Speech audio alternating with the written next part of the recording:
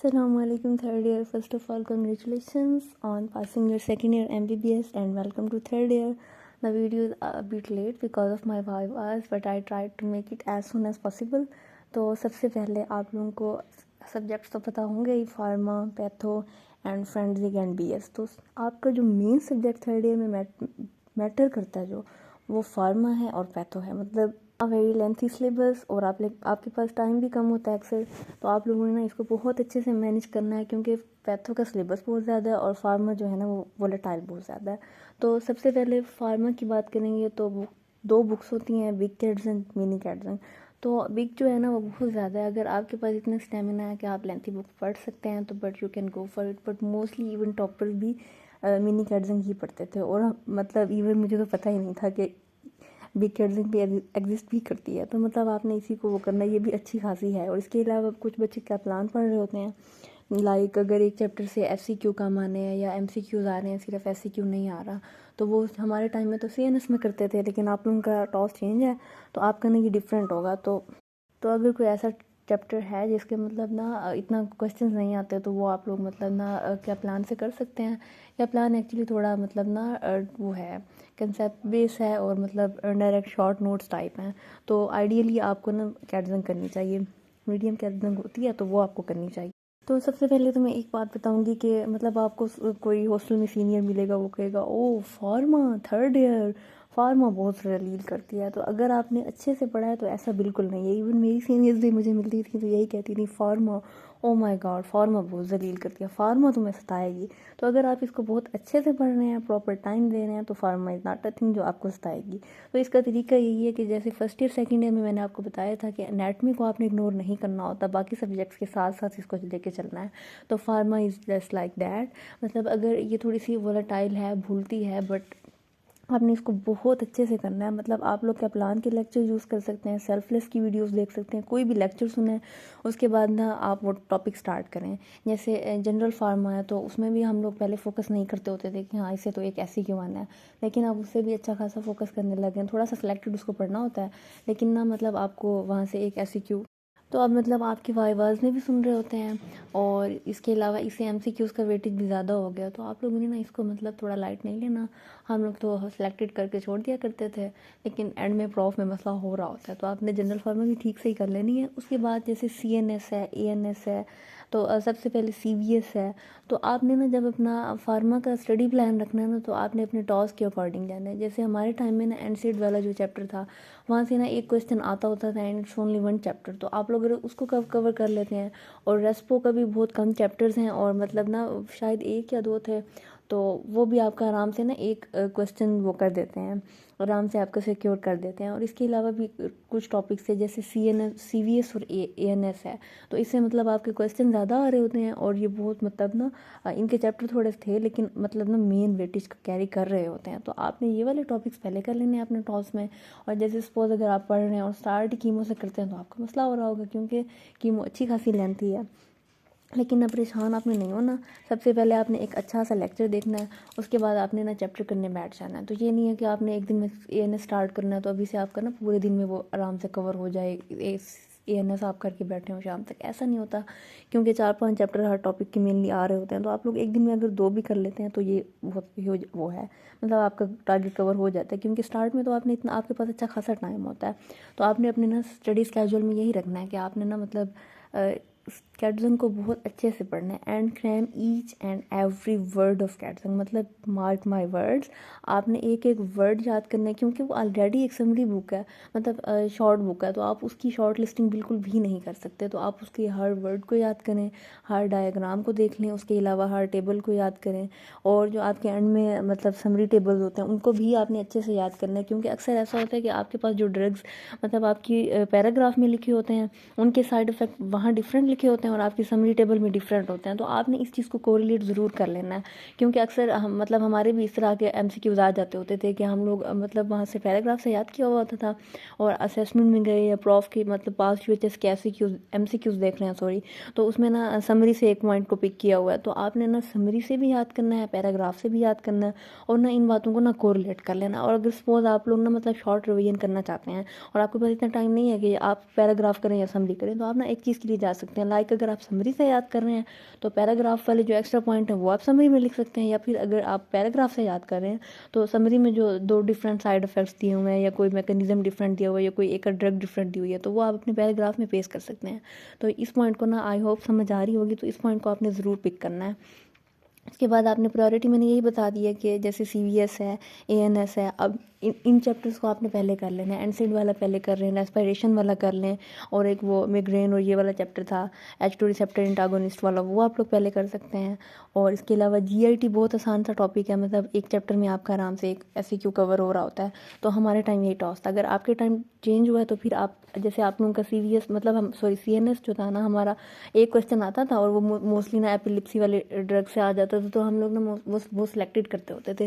लेकिन हमारे वाइवा में हमारे एक्सटर्नल ने सारा का सारा CNS सुना था, तो थोड़ा सा इसका भी नुकसान हुआ था। लेकिन आप लोगों का तो आई थिंक टॉस भी चेंज हुआ है, तो आप लोगों ने CNS इग्नोर नहीं करना, because it's no more a minor topic for you guys. और इसके अलावा यही है, कीमो आपको थोड़ा सा तंग करी होती है क्योंकि अच्छे खासे चैप्टर हैं, तो इसको भी आपने ना मतलब जो फर्स्ट स्टार्ट में मतलब 3 और 4 चैप्टर्स हैं जिसमें सारी एंटीबायोटिक्स हैं, तो वो आपने बहुत अच्छे से कर लेने हैं। फिर एक मतलब वो वाली हैं एंटी मलेरियल और एंटी प्रोटोजोअल और अल्बेंडाजोल वगैरह, ये वाले जो चैप्टर्स थे ना, इनमें मतलब आपने ना मतलब थोड़ा सिलेक्टेड से उनको करना होता था, तो वो आपने उसी मार्किंग के अकॉर्डिंग कर लेना है। इसके अलावा आपकी जो फिर लास्ट चैप्टर जो है ना एंटी कैंसर ड्रग्स का, वो आपने बहुत अच्छे से कर लेना है क्योंकि उससे भी क्वेश्चन आ रहे होते हैं। तो इसमें हेपेटाइटिस वाली भी बहुत ज़्यादा आ रही होती हैं, और इसके अलावा ब्लियोमाइसिन और ये साइक्लोफॉस्फामाइड्स वगैरह, ये बहुत इंपॉर्टेंट है। तो आपने ना इसकी थोड़ी सी मार्किंग कर लेनी है। इवन एंटी कैंसर में भी थोड़ी सी मार्किंग आपकी चल जाती है, लेकिन इतना ज़्यादा नहीं। लेकिन जो मतलब उसके जो फर्स्ट वो हैं इंपॉर्टेंट टॉपिक्स हैं वो आपने ज़रूर करनी है, जैसे साइक्लोफॉस्फामाइड्स और ये सारे आपको तो बहुत रिपीटेड आ रहे होते हैं। मतलब ये है कि आपसे ना न्यू प्लान याद नहीं हो रहे होते कि कौन से कैंसर के लिए कौन सी ड्रग यूज़ करनी है, तो वो विषय का आप ना थोड़ा सा मतलब ना जैसे जो यूनिवर्सिटी क्वेश्चन में नहीं आती आप उनको थोड़ा सा मतलब ना आपके पास मार्जिन होता है कि उनके न्यू प्लान याद ना करें। लेकिन जैसे साइक्लोफॉस्फामाइड है या न्यूमाइसिन, ब्लियोमाइसिन, माइटोमाइसिन वगैरह हैं, वो बार बार आ रही होती हैं, तो आपने उनके ना मतलब याद कर लेने हैं न्यू प्लान वगैरह। और उसके बाद बाकी जो फर्स्ट 4 चैप्टर हैं जिसमें एंटीबायोटिक्स आ जाती हैं, पेनिसिलिन और सल्फोनामाइड्स, वो सेफ्लोस्पोरिन, और ये 4-5 चैप्टर हैं जिनमें मतलब सारे एंटीबायोटिक्स आ रही हैं, वो तो आपने बहुत अच्छे से कर लेनी है क्योंकि आपको आइडिया होगा कि एंटीबायोटिक्स हमारे इसमें मेडिकल में कितना यूज़ होती हैं, तो उनकी कितनी इंपॉर्टेंस है। और इसमें भी यही करना है, आपने वर्ड टू वर्ड याद करना है, एक एक बात याद करनी है, एक एक साइड इफ़ेक्ट याद करना है। और अगर आप इस तरह फार्मा अच्छे से याद कर लेते हैं तो आपको ना बिल्कुल भी मसला नहीं होगा प्रॉफ में। आई श्योर, जो मतलब हमारा जो फार्मा का पेपर था काफ़ी टफ था, बट आई फॉलोड दिस के मतलब मैंने ना फार्मा को बहुत ज़्यादा टाइम दिया था, बाकी सब्जेक्ट्स की निस्बत अच्छा खासा दिया था, डेली बेस पे मतलब ना चैप्टर्स किए थे। और इवन जब सिलेबस कवर हो गया था ना तो रिवीजन टाइम दिया था कि मतलब रोज़ ना बाकी सब्जेक्ट्स के साथ साथ थोड़ी थोड़ी फार्मा रिवाइज़ की थी। तो आपका असल में असेसमेंट भी ऐसे ही चल रहा होता है कि मतलब कुछ चैप्टर्स होते हैं उसके बाद दोबारा फिर वो अगले आ जाते हैं, तो आपके पास कम टाइम बच रहा होता है रिवीजन के लिए। और फिर जब आप लोग सेंड अप में आते हैं तो बिल्कुल आपको सारा भूला पड़ा होता है। इवन आपके साथ ये भी होता है कि आप बैठे हैं, आपने सारी असेसमेंट तैयार की और आप जब एग्ज़ाम में जाते हैं आप बिल्कुल ब्लैंक बैठे होते हैं। मेरे अपने साथ यही हुआ था फर्स्ट असेसमेंट में। तो इस चीज़ के लिए आपने परेशान नहीं होना। फर्स्ट टाइम जब आप लोग फार्मा पढ़ेंगे ना थोड़ा सा वो आपको तंग करेगी, लेकिन आपने घबराना बिल्कुल नहीं है, आपने उसको मज़ीद फोकस करना है और बहुत अच्छे से पढ़ना है। पर्टिकुलरली आप लोगों की ना ये जो समर वेकेशन आ रही है इनको आपने वेस्ट नहीं करना, मतलब इनमें आपने ना फार्मा को आप लोग अच्छे से टाइम दे सकते हैं। और इसके बाद वाले टाइम में भी ना आपने फार्मा को अच्छा खासा टाइम देना है। और एक और बात कि आपके जो फार्मा की चैप्टर्स के एंड में MCQs होते हैं ना, ये मतलब ये डिट्टू यही एग्जैक्ट यही ना आपके पेपर में आए पड़े होते हैं। तो इन MCQs को किसी भी सूरत आपने इग्नोर नहीं करना। इवन मैं आपको बताऊं कि मैंने जनरल फार्मा के ना 2 चैप्टर्स के MCQs नहीं किए थे, मेरे पास टाइम कम था, और मैंने एग्ज़ाम हॉल के बाहर बैठ के वही 2 चैप्टर्स के MCQs देखे थे। 4-4 MCQs थे उनके, क्योंकि फर्स्ट स्टार्ट वाले चैप्टर्स के काम है, और बिलीव मी उनमें से 2 MCQs आए हुए थे। तो आपने ये बात मतलब इसका ख्याल करना है कि आपको ना ये वाले MCQs तो क्रैम होने चाहिए। अक्सर बच्चे ना पास पेपर और ये MCQs कर लेते हैं, लेकिन आप लोग ना हमेशा खुद को सेफ साइड पे रखें। मतलब एंड टाइम की तैयारी ना करें कि हाँ एंड में पास पेपर कर लेंगे और ये वो, मतलब आप लोग ना एक सेफ साइड पे रहें। और फार्मा को ख़ास तौर पे आपको टाइम देना पड़ेगा।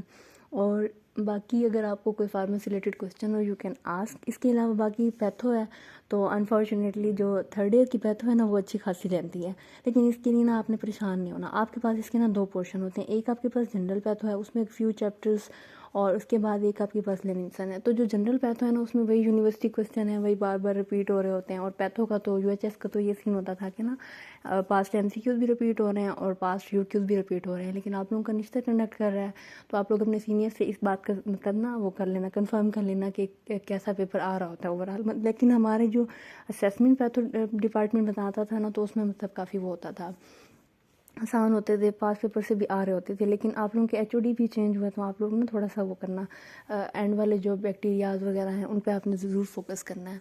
और अब ना बच्चे परेशान हो जाते हैं लेविंसन को देख के, मतलब लेविंसन माइक्रो के लिए है, तो इसके लिए आपने ना स्केची वीडियो ज़रूर देखनी है। आप एक टॉपिक खोलें, सपोज आप स्टेफ ओरियस खोल रहे हैं, बैक्टीरिया है ये, तो आप उसकी स्केची वीडियो देखें, उसको ना अपने दिमाग में ना थोड़ा सा माइंड मैप बना लें। इवन ना मैंने तो अपने उस पर लिख रखा था बुक पे कि इसकी ये वाली इसकी स्केची वीडियो है। जैसे कोलरा में वो राइस वाला थोड़ा सा बना हुआ था और वार वाला, तो आप लोग ना वो स्केची वीडियोज़ आपने ज़रूर देखनी है। स्केची वीडियो देखें, मतलब it will be just like a story, और आपको फिर ना माइक्रो ना स्टोरी ही लग रही होती है। तो आपने ना मेनली, मैंने भी यही गलती की थी कि mechanism of action of that bacteria, वो इतना लेंथी लिखा होता है, हम लोग उस पर बहुत ज़्यादा फोकस कर रहे होते हैं और इन्वेस्टिगेशंस को ना इग्नोर कर रहे होते हैं। इन्वेस्टिगेशन में मतलब ना लैब टेस्ट कौन से होते हैं, तो आपने वो मैकेनिज्म भी करना है कि ये बैक्टीरिया कैसे कैसे अफेक्ट कर रहा है। जैसे स्टेफ ओरियस का था कि उसके कौन कौन से टॉक्सिन है, इसका तो बहुत वो टॉक्सिक शॉक सिंड्रोम वाला, और ये सारे ये तो मतलब टिट्टू ये युग की उठ के आए हुए होते थे। तो आपने इसको तो अच्छे से कर लेना है। और इसके अलावा ना इनकी ना मतलब जो वो होती हैं लैब टेस्ट होते हैं, वो आपने करने हैं। और लैब टेस्ट में हम क्या करते हैं, मतलब ब्लड कल्चर ये वो इस तरह ना सिर्फ नाम लिख देते हैं। तो आपने इस तरह नाम नहीं लिखना है, आपने ये बताना है कि अगर आप मतलब लैब टेस्ट करा रहे हैं तो आपको उसमें कोई कोकाई नज़र आ रहे हैं, क्या नज़र आ रहे हैं, ग्राम स्टेनिंग कर रहे हैं तो उसमें क्या नज़र आ रहा है, ग्राम पॉजिटिव है या ग्राम नेगेटिव है। मतलब लैब टेस्ट के साथ साथ ना उसकी वो भी लिखने की फाइंडिंग क्या है, वरना आपको आधे नंबर मिलते हैं।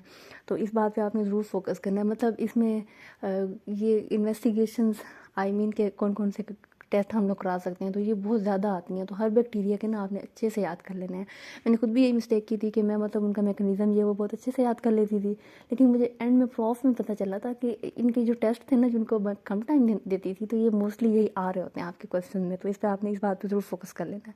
बाकी आपने ना जनरल का मैंने आपको बता दिया कि आप कोई अच्छी सी वीडियो देखें, सेल्फ लेस देख सकते हैं, कोई भी वीडियो देख लेनी हो, सेल डेथ और ये सारे सेल इंजरी, और आपका 4-5 चैप्टर हैं या 8 थे I guess, I am not sure, आप लोग अपने टॉस से देख लीजिए, सॉरी फॉर दैट। लेकिन आपने ना इनको यही करना है। जैसे मैंने आपको बताया था कि आप लोग वो पढ़ते थे, गाइटन पढ़ते थे, तो आप लोग शॉर्ट लिस्ट कर लेते थे और इंपॉर्टेंट चीज़ों पे फोकस करते थे। और उनको ना मतलब आपने सपोज अगर एक इतना बड़ा पैराग्राफ लिखा हुआ है, तो आप साइड पे उसके ना छोटे छोटे पॉइंट्स लिख सकते हैं। तो इसके अलावा आपके जो यूट्यूब्स हैं उनके स्टिकी नोट्स बना के और मतलब ना मेन बातों के वो करके आप लोग ना अपनी बुक पे पेस्ट कर सकते हैं। तो आप लोग ना यूट्यूब्स पे ज़्यादा फोकस कीजिएगा, और बाकी भी चैप्टर टॉपिक करने होंगे, लेकिन यूट्यूब्स मेनली, तो आपने उनको तो किसी सूरत भी नहीं वो करना होता, इग्नोर करना होता। तो आपकी रॉबिन जो है ना, वो मतलब बिल्कुल गाइटन की तरह आसानी से कवर हो जाएगी। और इसके लिए कुछ लोग फिर 2 फीस की होती है, वो भी यूज़ करते हैं। But I think if you are a person जो बहुत अच्छे से क्राइम कर सकता है, तो वो जा सकता है इसके लिए। But it's good to be on the safe side, तो आप लोग रॉबिन कर सकते हैं। तो इसमें मीडियम रॉबिन होती है और बिग रॉबिन होती है, तो बिग तो नहीं, आप लोग मीडियम कर लेना। और बाकी लेविंसन का मैंने आपको बता दिया। इसमें ना आपने अपना टॉस देखना है कि मैक्सिमम क्वेश्चन किस टॉपिक से आ रहे हैं। जैसे आपकी बैक्टीरिया होती है, वायरो, इम्यूनो, और वायरो को हम बहुत ज़्यादा ना वायरोलॉजी को इग्नोर कर रहे होते हैं। तो उसके आपने ज़रूर मतलब ना जो फेमस वायरस हैं जो रिपीटेडली आ रहे होते हैं, वो आपने अच्छे से कर लेने हैं। और न्यूस्टेरियंस ने इसको बहुत अच्छे से कर लेना है। और इसके अलावा बाकी मतलब आपने ये देखना है कि अगर बैक्टीरिया से आपके मैक्सिमम क्वेश्चन आ रहे हैं, आप वो कर लें। और इसके बाद जो वो थे फंजाई वाला चैप्टर था, तो उसमें से भी मतलब आपको क्वेश्चन आ रहा होता है, तो आपने वो भी अच्छे से कर लेना। मतलब वो बहुत शॉर्ट्स हैं, आपको एक दिन लग जाएगा, तो आराम से वो कवर हो जाएगी। तो आपने ना मतलब थोड़ा सा स्मार्टली स्टडी करना है कि लेविंसन में से आई मीन आपकी माइक्रोबायोलॉजी में से जो चैप्टर हैं जिनसे ज़्यादा क्वेश्चन आने हैं, एमसीक्यू ज़्यादा आने हैं। जैसे आपकी बैक्टीरियोलॉजी का बहुत ज़्यादा वेटेज है और आपको ना आधा टाइम वही करने में लग जाता है, जो आपने मतलब माइक्रो को देना होता है। तो आप पहले वो टॉपिक करें, उसके बाद दूसरे करें। फिर आपके पास आती है फोरेंसिक। तो फोरेंसिक बड़ा ही डिफरेंट टाइप का है।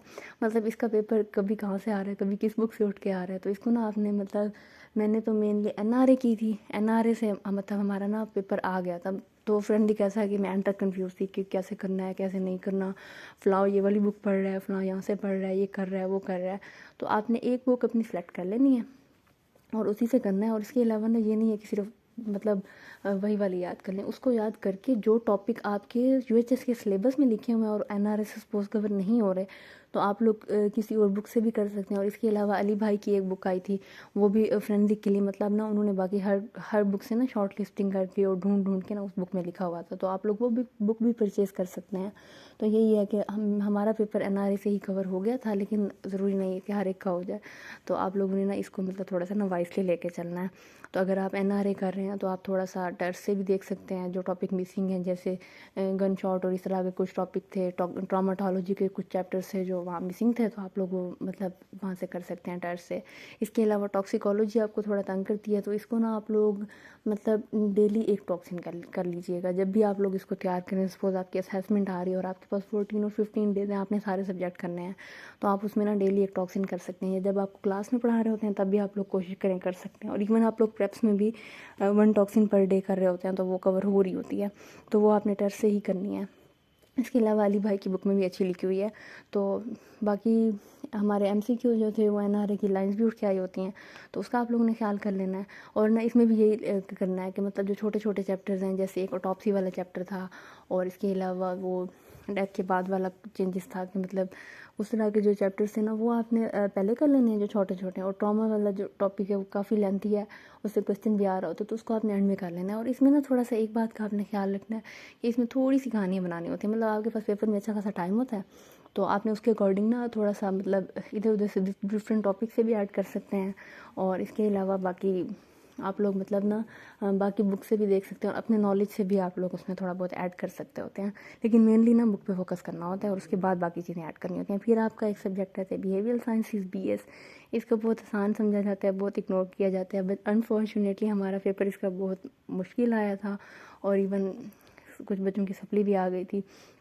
तो इसका यही है कि बच्चे बैठते हैं एंड में, इवन कुछ लोग प्रेप्स में भी नहीं कर रहे होते हैं, और कुछ मतलब साल में थोड़ा सा पढ़ लेते हैं। तो अगर आपके पास बहुत कम टाइम है, क्योंकि सिलेबस अच्छा खासा होता है, तो आप लोग इसको ना मतलब अपने असेसमेंट टाइम में आराम से कर सकते हैं। मतलब इसके 4 चैप्टर हैं, तो 2 बिल्कुल छोटे छोटे आसान हैं, और 2 बाकी 2 जो है ना वो एंड में मतलब थोड़े से लेंथी हैं। तो आप यही करें कि मतलब अपने असेसमेंट टाइम में बेशक उसको तैयार कर लें, या जब आपको वर्ड्स वगैरह में पढ़ा रहे होते हैं, वर्ड में नहीं सॉरी, आपके जो लेक्चर हॉल में पढ़ा रही होती हैं उसको भी तब सुन सकते हैं। बाकी यही है कि इसको मतलब इतना टेंशन लेने की बात नहीं है, आसान आता है। और एक ही मुवद्दत राना और फ्रेंड्स के एमसीक्यूज आए होते हैं, तो आपने इन दोनों बुक्स को देख लेना है। हम लोगों ने मुवद्दत की थी, और मतलब साल में भी थोड़ा थोड़ा एमसीक्यूज वो असेसमेंट्स के लिए पढ़ लिया था, और उसके बाद फिर प्रेप्स में देखा तौर पे हमारी मेनली ना काफ़ी बच्चों ने गलती की थी कि सिर्फ मतलब प्रॉफ में हमारी ना 4 छुट्टियाँ थी, तो उसमें की थी। लेकिन फिर आपको एंड टाइम पे टेंशन वगैरह हो रही होती है, तो आप ना सेफ साइड पे रहने के लिए एक दफ़ा प्रॉफ से पहले इसको कर सकते हैं। और इसमें आई गॉट अ डिस्टिंक्शन, तो उसके लिए अगर आपको मैं थोड़ा सा गाइड करना चाहूँगी कि आपने ना इसमें सिर्फ ये नहीं है कि आपने बुक की लाइन लिखनी है, आपने बुक पढ़नी है, उसको याद करना है, उसके बाद आपने अपना नॉलेज यूज़ करना है। सपोज आप लोग आप लोगों की क्लिनिकल क्लासेस हो रही हैं, आप लोग वार्ड्स में जा रहे हैं, तो आप वहाँ पे सिंपैथी शो कर रहे होते हैं, आप कंसेंट ले रहे हैं, ये वो, तो आपने वो बात भी ऐड करनी है। और सपोज आप ना अपने आप को उस कंडीशन में भी रख सकते हैं, जैसे मतलब बॉम्ब ब्लास्ट का क्वेश्चन आया हुआ है कि एक बॉम्ब ब्लास्ट हुआ और पेशेंट को आपने काउंसिल करना है, तो आपने मतलब जिन 4 चैप्टर्स में से जो जो बातें पढ़ी हैं ना, मेन वो पैराग्राफ जो आपने अपनी बुक के ना मतलब जहाँ से वो क्वेश्चन आया हुआ है जिस चैप्टर से, वो लिख के आप वो बाकी बुक्स वाली मतलब बाकी सॉरी चैप्टर्स वाली बातें भी ऐड कर सकते हैं। और इसके अलावा ना आप लोग अपने नॉलेज से भी मतलब थोड़ा सा ऐड कर सकते हैं कि हाँ मैं ये करूँगा, और इस तरह से। तो इसमें हमारा अच्छा खासा टाइम था, तो मैंने भी यही किया था कि मतलब एमसीक्यूज तो हमारे बहुत ज़्यादा टफ थे, मतलब इवन ऐसे थे तो ऐसे लग रहा था कि ये ना फ्रेंड्स के एमसीक्यूज बीएस में आए हुए हैं, तो काफ़ी टफ थे। और एंड तक बच्चे अनश्योर थे कि पास भी होता है या नहीं, मैं खुद भी बहुत डर रही थी। लेकिन अल्लाह का शुक्र है, हमें बहुत अच्छे नंबर आए थे। और इसमें प्रैक्टिकल में भी आपने बहुत अच्छा परफॉर्म करना होता है, तो ये ना आपका थोड़ा सा ना बेड साइड से कवर होगा। मतलब आप लोग वहाँ पेशेंट्स के साथ जैसे एम्पैथी शो कर रहे हैं, सिंपैथी शो कर रहे हैं, पेशेंट्स को कैसे ट्रीट कर रहे हैं, रिएक्ट कर रहे हैं। ट्रीट तो नहीं करना होता, आपने हिस्ट्री लेनी होती है, तो राइट साइड से जाना, कंसेंट लेना, नरमी से बात करना, तो वो लोग ना ये सब कुछ देख रहे होते हैं। तो बाकी वाइवास के करीब मैं आपको थोड़ा सा इसके बारे में और भी बताऊंगी। तो अभी के लिए यही है कि आप लोग मतलब ना अगर आपके पास टाइम नहीं बच रहा, तो इसको आप थोड़ा सा ना असेसमेंट टाइम के लिए रख सकते हैं, 1 आध दिन में आपकी मतलब ना हो जाती है ये। तो it's all about third year. और एक और बात, आप लोगों की अभी अभी क्लिनिकल साइड स्टार्ट हुई होगी, तो इसके बारे में बताना चाहूँगी कि आप लोग ना मतलब अब आपके वार्ड स्टार्ट होंगे, तो थर्ड ईयर में बच्चों को समझ ही नहीं आ रहा होता क्या करना है क्या नहीं करना। They go to classroom, final year पे फोकस हो रहा होता है या इवन फोर्थ ईयर पे, थर्ड ईयर को थोड़ा सा इग्नोर कर रहे होते हैं। कोई पढ़ा रहा होता है, कोई नहीं पढ़ा रहा होता, तो थोड़ा सा ना ये एक वो आ रहा होता है, गैप आ रहा होता है। तो आपने ना अपने इस टाइम को वेस्ट नहीं करना। मतलब सपोज अगर आप जाके 1 घंटा है आपकी क्लास का, आप आराम से क्लासरूम में पड़े हुए हैं, एसी में बैठे हुए हैं स्कूल से, और वार्ड ख़त्म होता है, बस छुट्टी दें ये वो जाएं, हम लोग भी यही करते थे। लेकिन ना आप लोग अभी अब जाते हैं ना, तो आपके पास टाइम है, आप लोग पेशेंट की हिस्ट्रीज़ लें, पेशेंट्स को अप्रोच करें। मतलब आपको तो अब हिस्ट्री लेना सिखाई जाएगी, थर्ड ईयर में आपको हिस्ट्री ही सिखाई जाती है। तो आप लोगों ने ना अपनी हिस्ट्री लेने के स्किल्स बहुत अच्छे करने हैं। अभी से आप लोग हिस्ट्रीज़ लें, और आपको मतलब आपके कंसल्टेंट हैं, एपी हैं, प्रोफेसर हैं, जो भी पढ़ा रहे हैं, वो कहते हैं कि हाँ जी कौन सा बच्चा वॉलंटियर करेगा, और सारी क्लास बिल्कुल दम बैठी होती है, देयर इज़ नो वन। तो मतलब इस तरह का सीन चल रहा होता है। तो आपने वॉलंटियर करना है, आप जाएँ, मतलब वार्ड जाते ही थोड़ा सा बेशक रेस्ट कर लें, उसके बाद आप जाएं, एक पेशेंट की हिस्ट्री लें, उसके बाद उसको नीट करें इंग्लिश में। मतलब जैसे आप प्रेजेंट कर रहे होते हैं कि माय पेशेंट ये वो son of law presented with the complain of इतने डेज बैक वी एमरजेंसी। मतलब इस तरह आप ना एक प्रॉपर बेड साइड से पढ़ के एक फॉर्मेट में हिस्ट्री लें। बेशक आप लोग अभी बेड साइड से देख के भी हिस्ट्री ले सकते हैं, और उसके बाद विद टाइम आप लोग ना लर्न कर जाएंगे कि पेन में क्या बातें याद करनी है, फीवर की क्या बातें पूछनी है। तो आहिस्ता आहिस्ता आपके स्किल्स जो है ना वो इम्प्रूव करते जाएंगे। और आपने फिर वो हिस्ट्री लेनी है, उसको नीट करना है। फिर आपको अगर टीचर कहते हैं प्रेजेंट करें, तो आप वॉलंटियर करें। वो आपकी जो मिस्टेक्स आपको बता रहे होते हैं, तो वो आपने लर्न करनी है। और उसके बाद आपने अपनी हिस्ट्रीज़ को ना अभी से मतलब आप लोग इम्प्रूव करें। मैं अपना बताऊँ तो अपने बैच में मतलब आई वॉज द गर्ल जिसकी हमेशा शामत आती थी कि हाँ जी आप हिस्ट्री प्रेजेंट करें, बिकॉज एक्टिवली हिस्ट्री लेती थी, और उसके बाद प्रेजेंट भी कर देती थी। और I don't know why, but हमेशा शामत आती थी। लेकिन लिटरली फाइनल ईयर में इस चीज़ का बहुत फ़ायदा हुआ है। मतलब मेरी हिस्ट्रीज़ लेने के स्किल अच्छे खासे इंप्रूव हो गए हैं, और मतलब बहुत अच्छी हिस्ट्रीज़ प्रेजेंट की हैं कि इसमें लॉन्ग केस हमारे हो रहे होते हैं। फाइनल ईयर में जब आप लोग वार्ड्स में आएंगे तो आपके लॉन्ग केस होंगे, उसमें भी आपको फ़ायदा हो रहा होता है, ग्रैंड टेस्ट में भी आपको फ़ायदा होता है। और मतलब ना आपके टीचर्स आपसे इंग्लिश में सारी हिस्ट्री सुन रहे हैं, पूरा एग्जामिनेशन आपने पेशेंट का किया हुआ है, हिस्ट्री ली हुई है, वो आपसे ना इंग्लिश में सारी सुन रहे हैं, और फिर रेलिवेंट क्वेश्चंस कर रहे हैं, तो आपकी ना काफ़ी हेल्प हो जाती है। तो आप लोग अभी से ना आपने हिस्ट्री लेने स्किल्स को बहुत इंप्रूव करना है। और ये आपका सिर्फ ऐसा नहीं है कि थर्ड ईयर में आपके काम आएगा। थर्ड ईयर में मतलब वर्ड्स इतना मैटर नहीं कर रहे होते प्रॉफ के मार्क्स में, क्योंकि थोड़ा सा हमारा सिस्टम ही ऐसा है। लेकिन ये ना आपके अपनी स्किल्स के लिए, और आपके लिए ना ये लाइफ लॉन्ग लर्निंग होगी। मतलब आपको ना ये सारी ज़िंदगी काम आएगा। इसके अलावा बाकी आप लोगों की ना, जैसे आप पेशेंट के पास जाते हैं, तो आप उसके ना देखें कि इसकी डिजीज़ क्या है, थोड़ा सा डायग्नोसिस पे। मतलब आपने मेनली फोकस नहीं करना होता, लेकिन आप थोड़ा सा देख लें कि इसका क्या डायग्नोसिस है, और उसके ना आप देखें कि किन किन ड्रग्स पे चल रहा है। तो आपको ना फिर आप सपोज आप एक ड्रग देखते हैं, फिर आप जाके उसका मैकेनिज्म ऑफ एक्शन सर्च करें, आप उसके साइड इफ़ेक्ट सर्च करें, तो थोड़ा सा ना ये फार्मा वाली साइड पे भी आपकी हेल्प करेगी। तो आपने क्लिनिकल साइड के टाइम को वेस्ट नहीं करना। लिटरली हम लोग यही करते थे कि बहुत टाइम वेस्ट करते थे, और फाइनल ईयर में बहुत आपको ना रिग्रेट हो रहा होता है। और बाकी जीपी वगैरह पढ़ा रहे होते हैं, तो सिस्टम्स वगैरह पढ़ा रहे होते हैं, मेथड्स वगैरह, तो वो भी ना आपने थोड़े थोड़े अभी से ही लर्न कर लेने हैं। जैसे जीपी मतलब आपको बहुत अच्छा पढ़ाया जाता है थर्ड ईयर में, उसके बाद आपके पास टाइम नहीं होता कि कोई आपको पढ़ाए, तो वो आपने ना बेड साइड से अच्छे से कर लेना है। और अपने इस टाइम को ज़रूर यूटिलाइज़ करना है, क्योंकि फाइनल ईयर के जो आपके वाइवास होते हैं ना, आपके आधे नंबर वाइवास के होते हैं और आधे रिटर्न के होते रिटन हैं, से ज़्यादा और इवन आपके वाइवास मतलब से ना भी ज़्यादा वाइवास के मार्क्स सॉरी मैटर कर रहे होते हैं। तो आपने इस पे फोकस करना है, मैथड्स लर्न करने हैं, और ये सारा वीएसटी और केस प्रेजेंटेशन ना बहुत अच्छे से अभी से ही स्टार्ट करेंगे, तो एंड तक आपका बहुत अच्छा हो जाएगा। मैंने खुद भी मतलब थर्ड ईयर से स्टार्ट कर दिया था हिस्ट्री लेना एंड दिस दैट, तो लॉन्ग केसेस में, ग्रैंड टेस्ट में, हर चीज़ में मतलब प्रॉफ में भी ये बहुत यूज़फुल हो रहा होता है। तो इस टाइम को आपने वेस्ट नहीं करना, और इस पॉइंट को आपने इग्नोर नहीं करना। बाकी इसके अलावा अगर आपका कोई क्वेश्चन हो तो आप लोग सेक्शन में पूछ सकते हैं। And don't forget to subscribe the channel and remember me in your prayers as well. Thank you so much.